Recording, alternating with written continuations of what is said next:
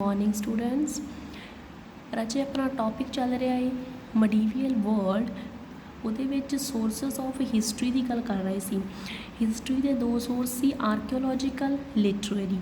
ਆਰਕਿਓਲੋਜੀਕਲ sources ਨੂੰ ਸ਼ੁਰੂ ਕੀਤਾ ਸੀ। ਸਭ ਤੋਂ ਪਹਿਲਾਂ ਇਨਸਕ੍ਰਿਪਸ਼ਨਸ ਦੇ ਬਾਰੇ ਪੜ੍ਹਿਆ ਸੀ। ਅੱਜ ਆਪਾਂ ਪੜ੍ਹਾਂਗੇ monuments and buildings. So let's start. Monuments ਦਾ ਮਤਲਬ ਹੁੰਦਾ ਹੈ ਸਮਾਰਕ। ਬਿਲਡਿੰਗ ਦਾ ਮਤਲਬ ਹੁੰਦਾ ਹੈ ਜੋ ਭਵਨ ਹੋਵੇ। ਠੀਕ ਹੈ, ਤਾਂ ਮੋਨੂਮੈਂਟਸ ਅਤੇ ਬਿਲਡਿੰਗਸ ਪੁਰਾਣੀਆਂ ਬਿਲਡਿੰਗ ਜਾਂ ਪੁਰਾਣੇ ਸਮਾਰਕ ਆ ਜਿਹੜੇ ਸਮਾਰਕ ਕੀ ਹੁੰਦੇ ਆ, ਸਮਾਰਕ ਦੇ ਵਿੱਚ ਕੋਈ ਬੁੱਤ ਵੀ ਆ ਸਕਦਾ, ਸਟੈਚੂ ਵੀ ਆ ਸਕਦਾ ਹੈ, ਕੋਈ ਕਿਸੇ ਤਰ੍ਹਾਂ ਦੀ ਪੁਰਾਣੀ ਇਮਾਰਤ ਵੀ ਆ ਸਕਦੀ ਹੈ। ਇਹ ਹਿਸਟਰੀ ਨੂੰ ਰੀਕਨਸਟਰਕਟ ਕਰਨ ਦੇ ਵਾਸਤੇ, ਪੁਨਰ ਨਿਰਮਾਣ ਕਰਨ ਦੇ ਵਾਸਤੇ, ਹਿਸਟਰੀ ਦਾ ਪਾਸਟ ਨੂੰ ਜਾਣਨ ਦੇ ਵਾਸਤੇ ਦੋਵੇਂ ਚੀਜ਼ਾਂ ਬਹੁਤ ਇੰਪੋਰਟੈਂਟ ਸੋਰਸ ਨੇ ਸਾਡੀਆਂ। ਠੀਕ ਹੈ, ਤਾਂ ਮੋਨੂਮੈਂਟਸ ਅਤੇ ਬਿਲਡਿੰਗਸ ਦੇ ਵਿੱਚ ਕੀ ਆਉਂਦਾ ਹੈ? Palaces, temples, forts, mosques, tombs.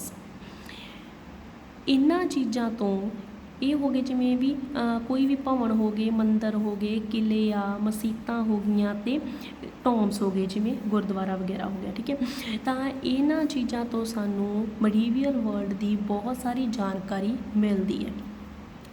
ਇਹਨਾਂ ਤੋਂ ਸਾਨੂੰ ਕੀ ਪਤਾ ਲੱਗਦਾ? ਦਾ ਸਟਾਈਲ ਆਫ ਆਰਕੀਟੈਕਚਰ, ਉਹਨਾਂ ਦੀ ਭਵਨ ਨਿਰਮਾਣ ਕਲਾ ਕਿਸ ਤਰ੍ਹਾਂ ਦੀ ਸੀ, ਬਿਲਡਿੰਗ ਕਿਸ ਤਰ੍ਹਾਂ ਦੀਆਂ ਬਣਾਈਆਂ ਜਾਂਦੀਆਂ ਸੀ, ਉਸ ਟਾਈਮ ਕੀ ਯੂਜ਼ ਕੀਤਾ ਜਾਂਦਾ ਸੀ ਉਹਦੇ ਵਿੱਚ, ਉਹ ਪਤਾ ਲੱਗਦਾ ਹੈ।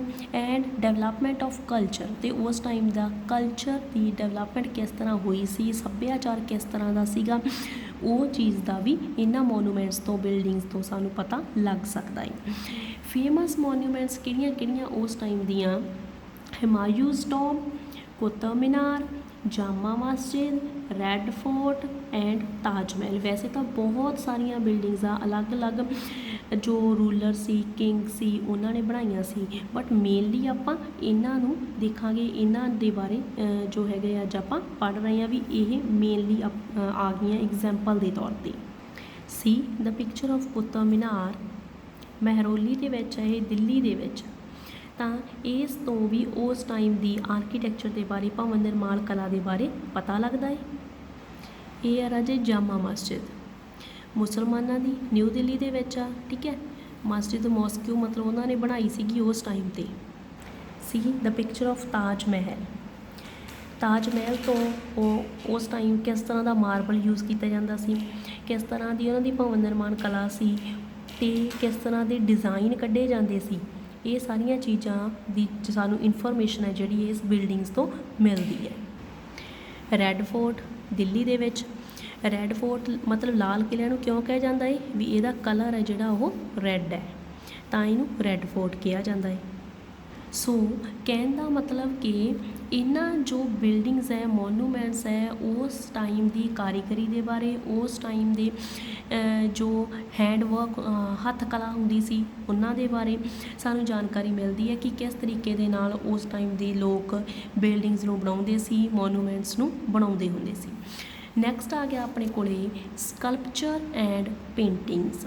ਸਕਲਪਚਰ ਹੋ ਗਿਆ ਮੂਰਤੀ ਕਲਾ, ਜਿਵੇਂ ਤੁਹਾਨੂੰ ਪਹਿਲਾਂ ਵੀ ਦੱਸਿਆ ਸੀ, ਮਤਲਬ ਕੋਈ ਬੁੱਤ ਬਣਾਉਣਾ। ਠੀਕ ਹੈ, ਅਤੇ ਪੇਂਟਿੰਗ ਹੋ ਗਈ ਚਿੱਤਰ ਕਲਾ।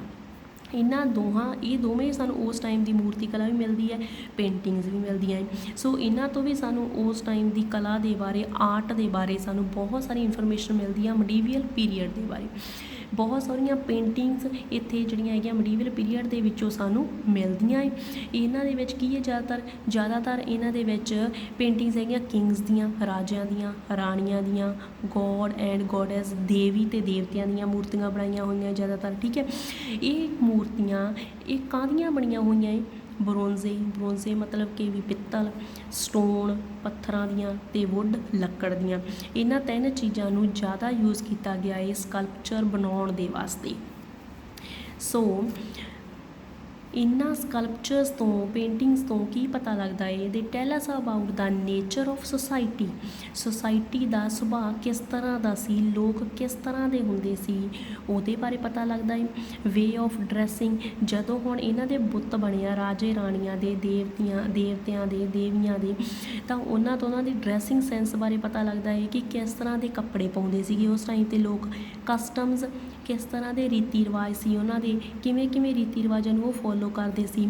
ਇੰਪੋਰਟੈਂਟ ਈਵੈਂਟਸ ਮਤਲਬ ਇੰਪੋਰਟੈਂਟ ਘਟਨਾਵਾਂ ਵੀ ਕਿਸ ਤਰ੍ਹਾਂ ਦੀਆਂ ਘਟਨਾਵਾਂ ਮੀਡੀਵੀਅਲ ਪੀਰੀਅਡ ਦੇ ਵਿੱਚ ਹੋਈਆਂ ਸੀਗੀਆਂ।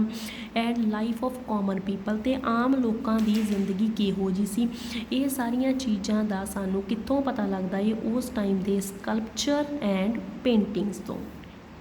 ਜਿਸ ਤਰ੍ਹਾਂ ਕਿ ਤੁਹਾਡੀ ਬੁੱਕ 'ਤੇ ਦਿਖਾਇਆ ਹੋਇਆ ਹੈ, Chola bronze statue of the dancing Shiva. ਇਸ ਤਰ੍ਹਾਂ ਦੀ ਮੂਰਤੀ ਹੈ ਜਿਹੜੀ ਇਹ ਬਰੋਂਜ਼ੇ ਦੀ ਬਣਾਈ ਹੋਈ ਹੈ, ਸਟੈਚੂ ਬਣਾਇਆ ਹੋਇਆ ਹੈ ਡਾਂਸਿੰਗ ਸ਼ਿਵਾ, ਵੀ ਸ਼ਿਵਾ ਡਾਂਸ ਦੀ ਫੋਰਮ ਦੇ ਵਿੱਚ ਡਿਪਿਕਟ ਕੀਤਾ ਗਿਆ ਹੈ। ਇਹ ਵੀ ਇੱਕ ਸਟੈਚੂ ਆ। ਇਹ ਕਿਹਦਾ ਸਟੈਚੂ ਆ? ਰਾਜਾ ਕਨਿਸ਼ਕ ਦਾ। ਵਿਦਾਊਟ ਹੈਡ, ਸਿਰ ਤੋਂ ਬਿਨਾਂ ਉਹਦਾ ਜਿਹੜਾ ਹੈਗਾ ਇਹ ਸਟੈਚੂ ਬਣਾਇਆ ਗਿਆ ਸੀ। ਨੈਕਸਟ ਸਟੈਚੂ ਹੈਗਾ ਆਪਣੇ ਕੋਲੇ ਮਹਾਤਮਾ ਬੁੱਧ ਦਾ, ਠੀਕ ਹੈ, ਬੁੱਧ ਧਰਮ ਦੇ ਜੋ ਮੋਢੀ ਸੀਗੇ, ਅਤੇ ਇਹ ਗੰਧਾਰ ਦੇ ਵਿੱਚ ਆ। ਇਹ ਇਹਨਾਂ ਦੀ ਮੂਰਤੀ ਹੈ ਜਿਹੜੀ ਇਹ ਬਣਾਈ ਹੋਈ ਹੈ, ਸਟੈਚੂ ਬਣਿਆ ਹੋਇਆ ਹੈ, ਸਕਲਪਚਰ। ਇਹ ਪਿਕਚਰ ਵਿਸ਼ਨੂੰ ਭਗਵਾਨ ਦੀ ਮੂਰਤੀ ਹੈ ਜਿਹੜੀ ਕਿ ਮੱਧਿਆ ਪ੍ਰਦੇਸ਼ ਦੇ ਵਿੱਚ ਬਣੀ ਹੋਈ ਹੈ। ਉੱਥੋਂ ਸਾਨੂੰ ਇਸ ਟਾਈਮ ਦੀ ਲੋਕਾਂ ਦੀ ਜੋ ਸੀ ਕਲਾ ਦੇ ਬਾਰੇ ਪਤਾ ਲੱਗਦਾ ਹੈ, ਉਹਨਾਂ ਦੀ ਮੂਰਤੀ ਕਲਾ ਦੇ ਬਾਰੇ ਪਤਾ ਲੱਗਦਾ ਹੈ। ਸੀ ਦਾ ਪਿਕਚਰ ਆਫ ਮੁਗਲ ਪੇਂਟਿੰਗ। ਮੁਗਲਾਂ ਦੇ ਟਾਈਮ 'ਤੇ ਪੇਂਟਿੰਗ ਕਿਸ ਤਰ੍ਹਾਂ ਦੀ ਹੁੰਦੀ ਸੀ, ਮਤਲਬ ਮੀਡੀਵਲ ਪੀਰੀਅਡ ਦੇ ਵਿੱਚ ਜੋ ਪੇਂਟਿੰਗ ਹੁੰਦੀ ਸੀ ਉਹਦੇ ਬਾਰੇ ਜੋ ਪਿਕਚਰ ਦੇਖ ਰਹੇ ਹਾਂ ਤਾਂ ਇਹਦੇ ਤੋਂ ਪਤਾ ਲੱਗਦਾ ਕਿ ਉਹਨਾਂ ਦਾ ਆਰਟ ਕਿਸ ਤਰ੍ਹਾਂ ਦਾ ਸੀ, ਕਿੰਨੀ ਜ਼ਿਆਦਾ ਸਫਾਈ ਦੇ ਨਾਲ ਉਹ ਲੋਕ ਕੰਮ ਕਰਦੇ ਸੀ। ਜੋ ਚਿੱਤਰਕਲਾ ਸੀ ਉਹਨਾਂ ਦੀ ਬਹੁਤ ਹੀ ਜ਼ਿਆਦਾ ਬੈਸਟ ਸੀ ਉਸ ਟਾਈਮ ਦੀ ਮੀਡੀਵਲ ਪੀਰੀਅਡ ਦੀ। ਸੋ ਜਿਸ ਤਰ੍ਹਾਂ ਕਿ ਮੋਨੂਮੈਂਟਸ ਹੋ ਗਈਆਂ, ਬਿਲਡਿੰਗਸ ਹੋ ਗਈਆਂ, ਸਕਲਪਚਰ, ਪੇਂਟਿੰਗਸ ਹੋ ਗਈਆਂ, ਮੀਡੀਵਲ ਪੀਰੀਅਡ ਦੇ ਵਿੱਚ ਜਿਸ ਤਰ੍ਹਾਂ ਦਾ ਵੀ ਇਹ ਚੀਜ਼ਾਂ ਸਾਨੂੰ ਮਿਲਦੀਆਂ, ਇਹ ਸੋਰਸਸ ਮਿਲਦੇ ਆ, ਉਹਨਾਂ ਤੋਂ ਸਾਨੂੰ ਉਸ ਟਾਈਮ ਦੇ ਜੀਵਨ ਦੇ ਬਾਰੇ ਪਤਾ ਲੱਗਦਾ ਕਿ ਉਹਨਾਂ ਦਾ ਜੋ ਪੋਲੀਟੀਕਲ, ਇਕਨੋਮਿਕ, ਸੋਸ਼ਲ ਲਾਈਫ ਉਹਨਾਂ ਦੀ ਕਿਸ ਤਰ੍ਹਾਂ ਦੀ ਸੀ, ਉਹ ਲੋਕ ਕਿਸ ਤਰ੍ਹਾਂ ਦੇ ਨਾਲ ਸਰਵਾਈਵ ਕਰਦੇ ਸੀ, ਆਰਟ ਕਿਸ ਤਰ੍ਹਾਂ ਦਾ ਸੀ, ਉਹਨਾਂ ਦਾ ਕਲਾ ਉਹਨਾਂ ਦੀ ਕਿਸ ਤਰ੍ਹਾਂ ਦੀ ਸੀ, ਮੂਰਤੀ ਕਲਾ ਕਿਸ ਤਰ੍ਹਾਂ ਦੀ ਸੀ। ਇਹ ਸਾਰੀਆਂ ਚੀਜ਼ਾਂ ਸਾਨੂੰ ਇਹਨਾਂ ਸੋਰਸਸ ਤੋਂ ਹੀ ਪਤਾ ਲੱਗਦੀਆਂ। ਇਹ ਸੋਰਸਸ ਸਾਨੂੰ ਬਹੁਤ ਸਾਰੀ ਇਨਫੋਰਮੇਸ਼ਨ ਦਿੰਦੇ ਆ ਅਬਾਊਟ ਦਾ ਮੀਡੀਵੀਅਲ ਪੀਰੀਅਡ। ਸੋ ਅੱਜ ਆਪਾਂ ਦੋ ਸੋਰਸਸ ਦੇ ਬਾਰੇ ਪੜ੍ਹਿਆ ਹੈ, ਜੋ monuments and buildings, sculpture and paintings. I hope you will better understand this topic. Thanks.